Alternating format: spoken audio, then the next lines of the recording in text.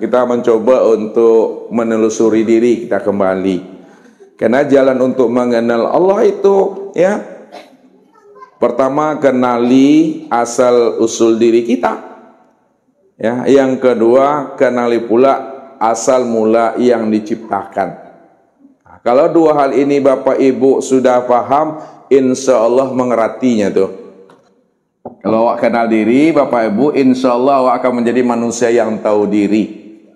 Tapi kalau awak tidak kenal dengan diri, nah, insya Allah pula kita akan menjadi manusia yang tidak tahu diri. Nah, kalau tidak tahu diri itu tidak ada terhati ya. Ini lihat, kenali diri. Siapa diri? Diri kita ini Bapak Ibu mesti dikenali secara zahir dan batin. Ya, zahir dan batin.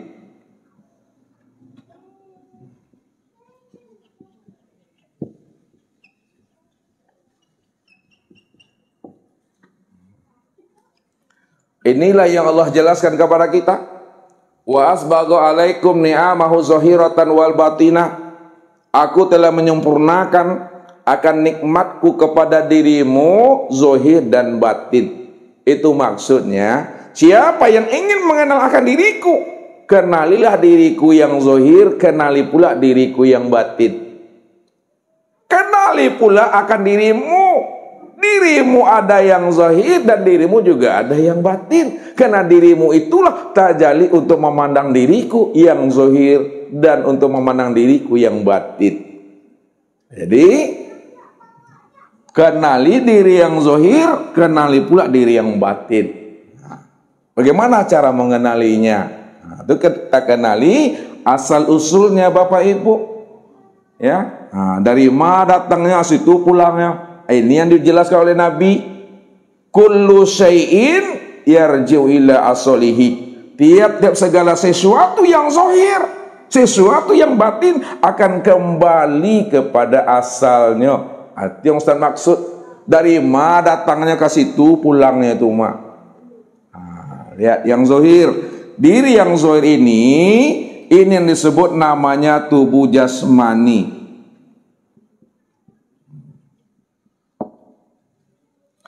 Sedangkan diri yang batin disebut namanya diri yang ruhani.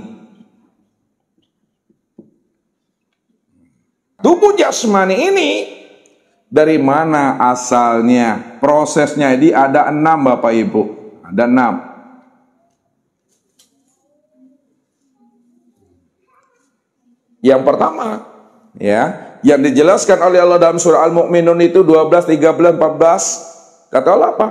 Walaqad khalaqnal insana min sulalatin min tin, summa ja'alnahu nutfatan fi qararin makin, summa khalaqnan nutfata 'alaqah fa khalaqnal 'alaqatan mudghah, fa khalaqnal mudghatan izama fa kasawnal izama lahma, summa ansa'nahu khalqan akhar fa tabarakallahu ahsanul khaliqin.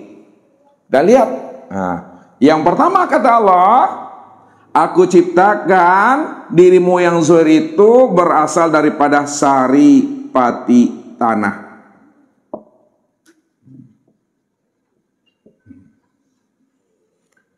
Jadi diri kita ini ya bermula dari saripati yang berasal dari tanah. Maksudnya apa yang kita makan, apa yang kita konsumsi itu semuanya itu ya dari perut bumi semuanya. Dari bumi asalnya. Karena di bumi inilah tempat kita memandang sifat wahdaniyahnya Allah itu. Ya, bumi ini tempat kita memandang sifat wahdaniyah, sifat keesaan Allah. Nah, semuanya itu sempurna di bumi ini. Nah, ya, dari saripati yang kita konsumsi itu bertajalli dia Bapak Ibu. Ya, bertajalli itu berubah dia bentuk dan rupanya betul-betul nyata dia menjadi nutfah. Nah, nutfah. Menjadi nutfah. Nutfah ini yang dikatakan namanya ma'ul hayat. Air yang hidup. Makanya Allah katakan, "Falyanzurul insanu mimma khuliq khuliqa min ma'in dafiq yakhruju min baini sulbi wat taraib. Maka perhatikanlah asal kejadian dirimu, kata Allah. Sentar silau asal muasal kejadian dirimu. Siapa yang mau menyentar menyilau asal muasal kejadian dirinya, kata Allah, maka aku beri jawaban, kata Allah, ya, bahwa dirimu itu khuliqa min ma'in dafiq. Aku jadikan dirimu itu dari air yang terpancar. Air yang terpancar itu yakhruju min baini sulbi wat taraib. Keluar daripada ayah dan ibumu, sulbi dan taraib. Ini yang disebut namanya dengan nutfah atau ma'ul hayat, air yang hidup. Dari nutfah ini bertajali lagi dalam bentuk alaqah. Dalam bentuk alaqah, segumpal darah. Ini tajalinya. Dari alaqah bertajali lagi menjadi mudghah. Mudghah, segumpal daging. Dari mudghah sempurna lagi tajalinya menjadi izoma. Izoma itulah penyempurnaan pembentukan tulang belulang. Udah bentuk kerangka itu. Kemudian dari izoma bertajali lagi namanya dengan lahma. Dibungkus dia Bapak Ibu dengan daging kembali. Makanya Allah katakan, fatabarakallahu ahsanul khaliqin. Maka maha suci lah Allah, bahwa Allah lah yang menciptakan segala sesuatu itu. Dirimu yang zahir itu dengan sebaik-baik penciptaan yang disebut namanya dengan insan. Maka tatkala proses nutfah, alaqah dan mudghah ini ya, sudah 4 bulan Bapak Ibu, lebih kurang 120 hari ya, ini sudah sempurna. Secara fisiknya sudah sempurna, secara jasmaninya sudah sempurna. Pada 6 fase ini barulah disempurnakan Allah kejadian yang ke-7-nya. Ini kan 6 nih. 1, 2, 3, 4, 5, 6. Nah, secara jasmani zohirnya sudah sempurna. Barulah Allah sempurnakan proses yang ke-7-nya. Apa kata Allah? Fa iza sawaituhu wa nafahtu fihi min ruhi. Apabila telah kusempurnakan jasmanimu, dirimu yang zahir, wa nafahtu, aku tiupkan, kata Allah, ke dalamnya itu adalah ruhku. Nah, jadi ketika dah sempurna kejadian dirimu yang zahir, wa nafahtu fihi min ruhi, aku tiupkan ruh ke dalamnya, kata Allah. Nah, ditiupkan Allah yang namanya diri yang batin. Nah, diri yang batin itu yang disebut namanya ruh. Jadi Ustaz mau nanya Bapak Ibu dulu, sebelum ruh ditiupkan siapa yang ada tuh? Yang kata aku itu siapa tuh? Allah semua Bapak Ibu, Allah nih ha. Sebelum ditiupkan itu Allah cuma di situ. Lalu aku tiupkan, kata Allah. Nah, kalau aku tiupkan itu asalnya dari mana tuh? Dari Allah. Itu ruh itu. Makanya ruh itu dikatakan rahasia wujud hu. Hu itu ya Allah. Roh rahasia, wujud, hu rahasia wujud Allah, itu maksudnya. Allahu la ilaha illahu. Allah tidak ada Tuhan melainkan hu, dialah. Nah, jadi Allah tiupkan ruh. Sebelum masuk, disebutlah namanya dengan ruh atau sirullah, rahasia Allah. Setelah ruh ini masuk dia ke dalam batang tubuh ini Bapak Ibu, maka bergantilah namanya ruh itu dengan nyawa. Bergantilah namanya dengan jiwa. Bergantilah namanya dengan napas. Bergantilah nama ruh itu namanya dengan kolbu. Bergantilah nama ruh itu dengan nafsu. Bergantilah namanya itu dengan amarah. Bergantilah namanya itu dengan lawama. Bergantilah namanya itu dengan mutmainnah. Bergantilah namanya itu namanya dengan akal. Bergantilah namanya dengan iman.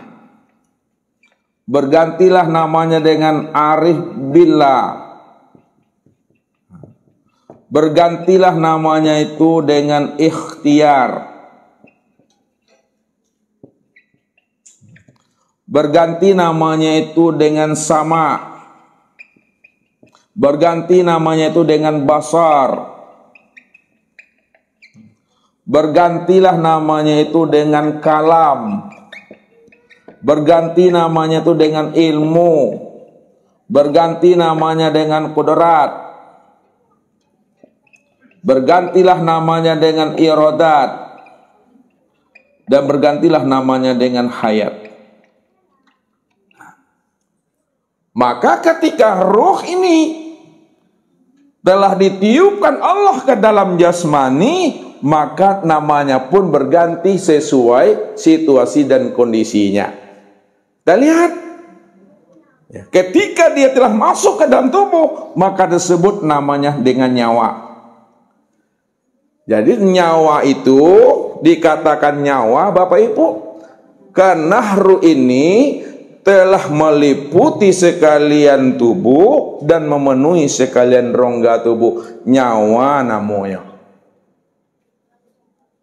Kapan ruh itu bernama jiwa? Ketika ruh itu telah memberi semangat dan spirit pada tubuh, disebutlah ruh itu dengan jiwa. Kapan disebut namanya dengan napas? Pada saat ruh ini turun naik, keluar masuk melalui hidung ini, maka disebut namanya dengan napas. Kapan disebut namanya dengan kolbu atau hati? Ketika ruh itu sudah berkehendak, disebut kolbu namanya. Kapan disebut namanya dengan nafsu? Ketika ruh itu sudah berkeinginan, disebutlah namanya nafsu. Kalaulah keinginan itu condong kepada perbuatan jahat, maka disebut namanya amarah. Kalaulah keinginannya itu labil, kadang baik, kadang indah, kadang nampak bana ahli surgonya, kadang nyata puluh ahli nerakonya, baliang-baliang date buki, atulah wama namanya itu. Kapan disebut namanya mutmainnah?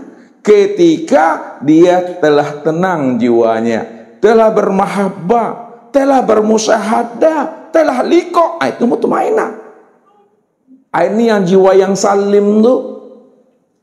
Kapan disebut namanya akal? Ketika dia telah berpikir. Kapan disebut namanya dengan iman? Ketika dia telah yakin dan percaya. Kapan disebut namanya arif billah? Ketika dia telah mengenal Allah. Kapan disebut namanya dengan ikhtiar? Ketika dia telah berusaha. Kapan disebut namanya sama? Ketika dia mendengar. Kapan disebut namanya dengan basar? Ketika dia sudah melihat. Kapan disebut kalam? Ketika dia telah berkata. Kapan disebut ilmu? Karena dia telah memahami. Kapan disebut kudrat? Karena dia telah kuasa. Kapan disebut iradat? Karena dia sudah berkeinginan. Kapan disebut hayat? Ketika dia telah hidup. Ini ruh itu, Bapak Ibu. Jadi ruh itu setelah masuk ke dalam batang tubuh, bergantilah namanya sesuai dengan situasi dan kondisinya, Bapak Ibu. Lalu yang diganggu oleh jubili itu, Bapak Ibu, yang diganggu oleh jubili diganggu oleh setan tuh Bapak Ibu, aku jiwawa. Nah, ini yang Allah katakan. Fa'alhamaha fujuraha wa taqwaha. Aku sudah ilhamkan ke dalam jiwamu sifat fujur. Fujur itu sifat nar itu sifat iblis, sifat pangarengkang tuh. Wa taqwaha, dan aku juga ilhamkan ke dalam jiwamu itu sifat takwa, sifat nur. Itulah sifat malaikat, sifat patuh dan penurut Bapak Ibu. Jadi kalau kita pandai menjaga kebersihan dan kesucian jiwa itu Bapak Ibu, supaya jiwa itu tidak diganggu oleh iblis, oleh dunia dan nafsu, maka pada saat ruh itu lepas, dia kembali kepada Allah, maka yang dipanggil itu adalah jiwa yang mutmainnah. Nah, ini jiwa yang mutmainnah dipanggilnya. Ya ayyatuhan nafsul mutmainnah. Jiwa yang mutmainnah. Jiwa yang tenang, jiwa yang telah arif billah. Ya, dikatakan mutmainnah karena dia itu sudah arif billah. Irji'i ila rabbiki radiyatan mardiyah. Kembali kamu kepadaku, kata Allah. Asalmu dari aku dan kembalilah kamu kepada aku, kata Allah. Allah yang panggil Bapak Ibu. Nggak ada Israelnya situ dah. Allah yang panggil. Kalau Allah yang panggil, maka jiwa yang mutmainnah itu mengerti dia. Yang memanggil itu adalah yang ia cari. Yang memanggil itu adalah yang ia cintai. Yang memanggil itu yang ia rindui sama ini. Maka bagi dirinya itu adalah satu nikmat dan karunia yang terbesar Bapak Ibu. Nikmat yang terbesar, lebih tinggi lagi daripada nikmat surga, itu adalah nikmat berlikok, bermanja-manja dengan Allah setelah kita berjumpa dan bersua dengan dirinya Bapak Ibu. Jadi nikmat yang terbesar di atas surga itu adalah pertemuan dengan Allah, bertatap wajah dengan Allah, bermanja-manja dengan Allah. Makanya kalau Allah seru, lalu apa kata Allah? Irji ila rabbiki radiyatan mardiyah. Kembalilah kamu kepada aku dengan penuh cinta dan kasih sayang. Dengan keridhaan Allah kembalinya Bapak Ibu. Kalau kita kembali di dalam kasih sayang dan ridhonya Allah, di dalam rahman dan rahimnya Allah, maka Allah katakan apa? Fadkhuli fi ibadi. Maka bergabunglah kamu dengan ayah ibumu, bergabunglah kamu dengan anak-anak dan keturunan kamu. Datangi ayahmu, datangi ibumu, jumpai suamimu, jumpai istrimu. Bergabunglah dengan orang-orang soleh. Bergabunglah dengan kekasih-kekasihku yang lain, para nabi dan para rasul. Ini yang serumah Bapak Ibu, yang seperumahan. Wadkhuli jannati. Masuklah kamu dalam jannahku, rahmatku, kata Allah. Maka syarat orang-orang yang bisa dipertemukan Allah di situ adalah jiwa yang mutmainnah, karena jiwa yang mutmainnah itu yang dikatakan arif billah, yang telah mengenal Allah. Disitulah letaknya dia itu sami'na wa ta'na, menjadi orang yang penurut Bapak Ibu. Kalau awak ingin menjadi orang penurut, insya Allah Allah akan pertemukan. Ini yang Allah katakan, wallazina amanu wattaba'athum dzurriyyatan bil imani alhaqna bihim dzurriyyatahum. Apabila dirimu telah beriman, telah kenal dengan aku, telah menyaksikan akan diriku, dan apabila ayah ibumu sudah beriman, suami istri telah beriman, anak cucu dan menantumu beriman, jamaahmu beriman, ustadzmu beriman, istiqomah di dalam keimanan sampai habisnya usia umurnya, kata Allah, alhaqna bihim dzurriyyatahum. Maka aku sendiri yang akan mempertemukan kalian semua di dalam surga menjadi satu keluarga yang utuh kembalinya Bapak Ibu. Andai kata Ustaz, tidak serumah kita dengan anak dan keturunan kita, tapi le satu komplek perumahan surga juga Bapak Ibu, assalamat juga nyawa. Ini yang dikatakan keluarga robbani itu. Makanya kalau kita ingin dipertemukan Allah, di dunia inilah kita mesti menuntut ilmu, mencari guru, Maka carilah guru yang telah berjumpa dengan Allah. Kalau kita telah berjumpa dengan guru dan mursyid, yang mana diri kita telah berjumpa dan bersua dengan Allah, dipastikan Bapak Ibu dan jamaahnya juga telah berjumpa dan bersua dengan Allah. Karena gurunya telah berjumpa dengan Allah. Tapi kalau gurunya belum berjumpa dan bersua dengan Allah, maka jamaah dan muridnya juga tidak akan pernah bisa bertemu dan berjumpa dengan Allah. Kenapa? Karena gurunya sendiri belum berjumpa dengan Allah. Maka carilah yang betul-betul mursyid pewaris Nabi, mursyid pewaris Allah. Karena itu yang akan menghantarkan kita bagaimana kita bisa wusul dan liqo dengan Allah. Ini Allah katakan, yauma nad'u kulla unasin bi imamihim. Ingat kata Allah, di akhirat itu nanti di mana dirimu akan dipanggil sesuai dengan imamnya masing-masing, sesuai dengan gurunya masing-masing, sesuai dengan mursyidnya masing-masing.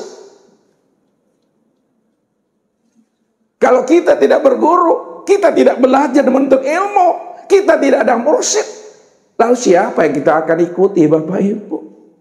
Siapa yang akan membimbing dan menuntun kita sana? Nggak ada. Maka disinilah kita belajar tuh. Maka jagalah kesucian kefitrahan jiwa kita ini. Makanya kalaulah jiwa kita terganggu Bapak Ibu oleh jin, oleh iblis, oleh dunia dan sebagainya, Bapak Ibu, alado rumah sakitnya Bapak Ibu, lah bisa wak jantan orang wak ke kilometer 7 balik itu, rumah sakit namanya Daniel, rumah sakit jiwa, ada namanya Bapak Ibu rumah sakit akak, ada rumah sakit jiwa, itu yang diganggu tuh, ya. Ini yang dibenahi. Kalau udah sampai habis masa umurnya, pada saat dia lepas kembali meninggalkan jasmaninya, maka anak mau nyoleh yang dipanggil jiwa, nafas atau akal. Kalau lalapinya Bapak Ibu, lah keluarnya dari saruangnya, lah keluarnya dari sarangnya, ya, maka yang dipanggil itu adalah ruh. Ini yang dimaksud itu ruh. Ruh namanya lagi Bapak Ibu. Kalau ruh itu masuk baru berganti nama dia. Tapi kalau sudah lepas panggilannya ruh. Ini yang kita selalu baca kalau mau berdoa, mau berzikir dulu, tahlilan. Ila hadratin Nabi Mustafa Muhammadir Rasulillah sallallahu alaihi wasallam wa ala alihi wa ashabihi wa zurriyyatihi ajmain wa likafatil anbiya wal mursalin wa khususan ala ruhi. Tidak ada wa khususan ala nafsihi, wa khususan ala qalbihi, wa khususan ala aqlihi, nggak ada. Wa khususan ala ruhi. Khalifah bin Khalifah Al-Fatihah. Aruhni. Ini yang dikatakan kullu shay'in yarju ila aslihi. Tiap-tiap segala sesuatu kembalikan lagi kepada asalnya. Kalaulah namanya nyawa, jiwa, nafas, kalbu, nafsu itu nama lain daripada ruh. Ketika dia lepas maka tetap dipanggil namanya ruh. Itu ruh. Maka kemana pulang dan kembalinya ruh itu? Jadi kalau kita dah kenal ruh itu, ketika ruh itu dibungkus dengan tubuh, kalau kita sudah mengenal akan rahasia ruh itu, pada saat ruh itu telah dibalut dengan tubuh ini, maka betul-betul terang Bapak Ibu, terang benderang Bapak Ibu, meliputi sekalian alam, memenuhi sekalian rongga dia. Kate nak do bati ke bawah, nak perlu ada bati Bapak Ibu. Kenapa? Karena ia bikuli syai'in muhit. Cahayanya menerangi sekalian batang tubuh. Cahayanya menerangi sekalian rongga tubuh. Itu yang dikatakan namanya dia telah mengenal Muhammad pada dirinya itu. Maka kenalilah ruh ini. Siapa ruh? Maka ruh inilah yang dikatakan namanya sirullah. Rahasia Allah. Kalaulah ruh itu dikatakan rahasia Allah, siapa nama rahasia Allah itu? Nama rahasia Allah yang disebut Ruh itu, itulah yang dikatakan nama dengan Nur Muhammad tuh.